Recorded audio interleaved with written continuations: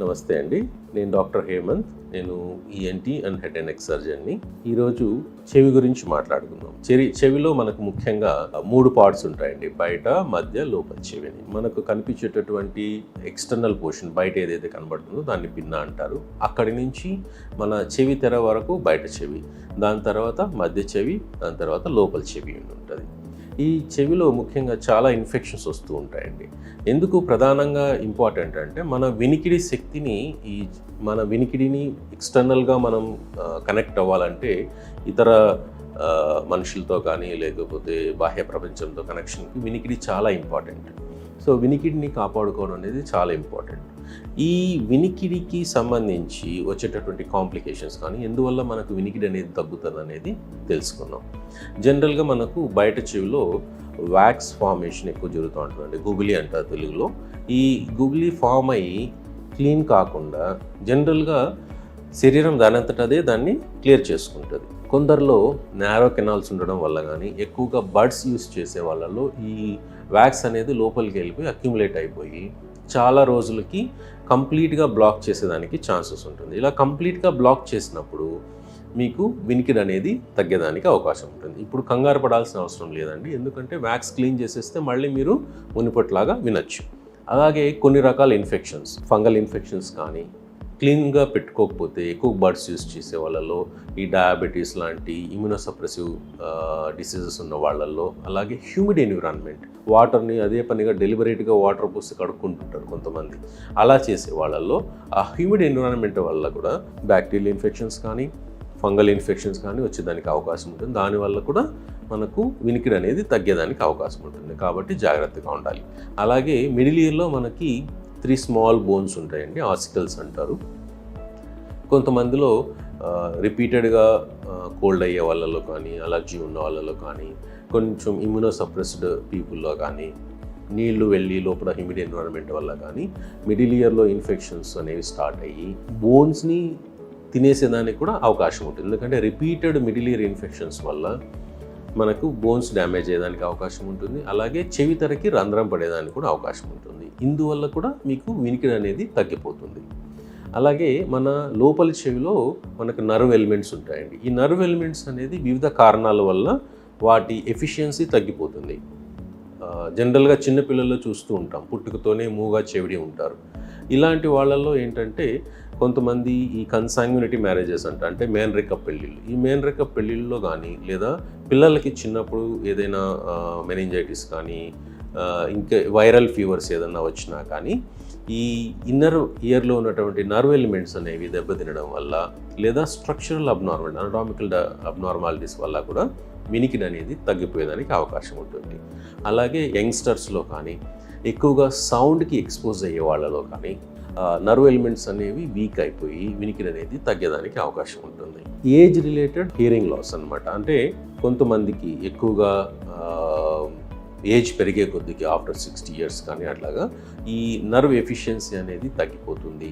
Suppose ఆ పర్సన్కి diabetes ఉండడం వల్ల కానీ, లేదా స్మోకింగ్ హ్యాబిట్స్ ఉండడం వల్ల కానీ ఈ మార్పు అనేది తొందరగా రావడానికి అవకాశాలు ఉంటాయండి.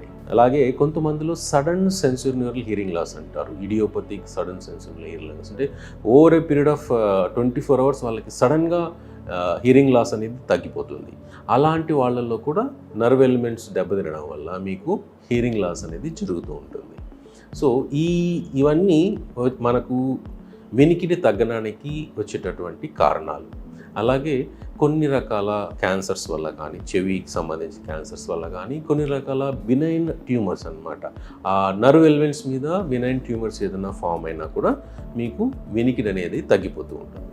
సో చెవిని చాలా జాగ్రత్తగా కాపాడుకోవాల్సిన అవసరం ఉంటుందండి. ఒకటి, అనవసరంగా చెవిలో ఏదో పుల్లలు పెట్టడం కానీ, బడ్స్ పెట్టడం కానీ, లేదా పిన్స్తో క్లీన్ చేసుకోవడం కానీ చేసుకోకూడదు. నేచురల్గా బాడీ దానంతటది క్లీన్ చేసుకునే సౌకర్యం ఉంది.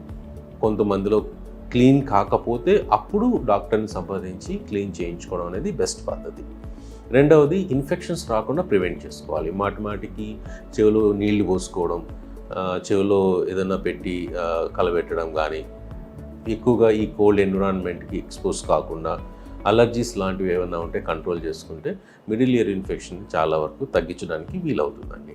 ఒకవేళ మిడిల్ ఇయర్ ఇన్ఫెక్షన్స్లో మనకు కంటిన్యూస్గా వస్తూ ఉంటే డాక్టర్ని సంప్రదించి మెడిసిన్ తీసుకోవడం, అవసరమైతే సర్జికల్గా మెంబ్రెయిన్ ఏదైతే ఉందో దాన్ని హోల్ ఏదైతే ఉందో దాన్ని క్లోజ్ చేసుకోవడం కానీ, మిడిల్ ఇయర్ ఆర్టికల్స్ని కరెక్ట్ చేసుకోవడం కానీ చేయొచ్చు. సర్జికల్గా ఇంకొక కండిషన్ అండి ఒటోస్క్లిరోసిస్ అంటారు.